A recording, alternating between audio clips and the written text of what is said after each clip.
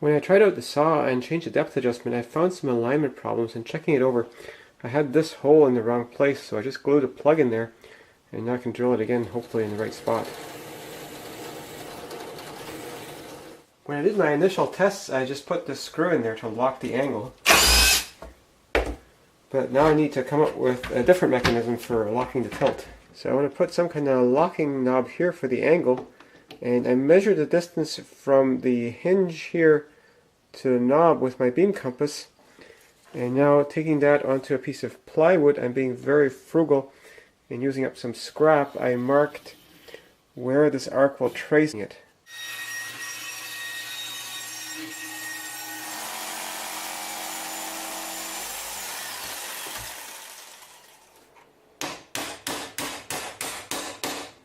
So this block with a bolt in it is going to get screwed onto here, and then this part fits on here, allowing me to lock the angle.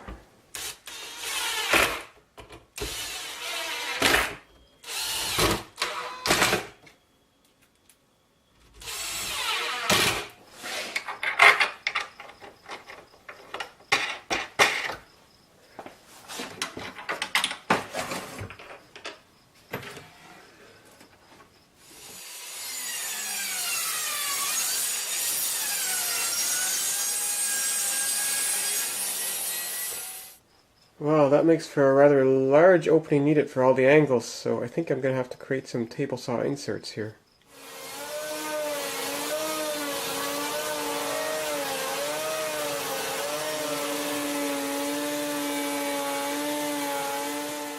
I have to say, dust collection on these fixed bases is way better than what you typically get on a plunge router like this one.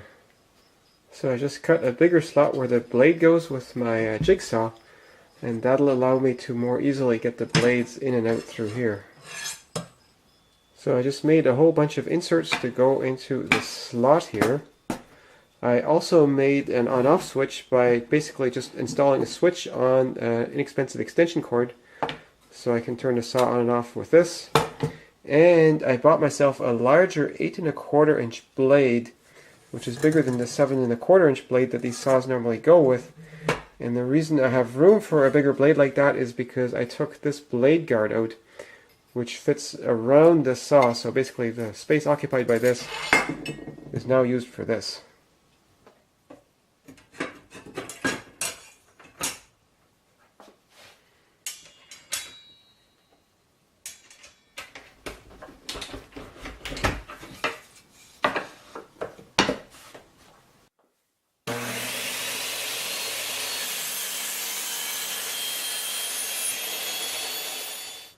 So that is 60 millimeters of depth of cut, or for those who like it complicated, it's about 2 3/8 of an inch.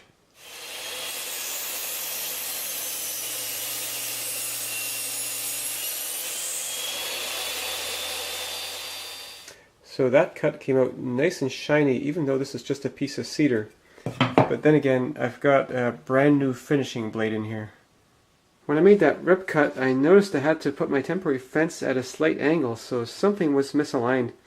And it turns out the saw blade was a little bit more like this compared to this plywood frame. It was off about 2 millimeters across the blade, which doesn't seem like much, but it's enough to mess up a cut. So I cut it out a little bit more here, and then jammed this a little bit tighter in here, and sanded down this block a bit more, and hopefully that should correct for that.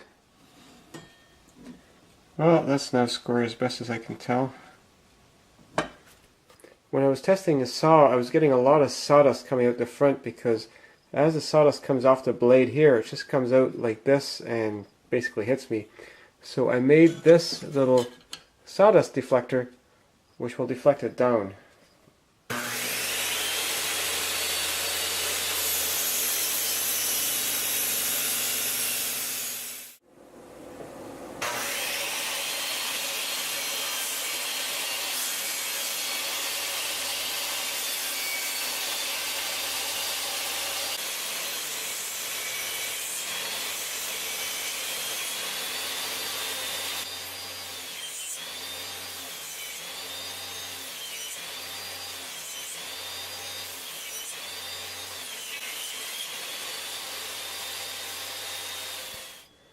This is the sort of thing that would be very difficult to cut without a tilting arbor table saw.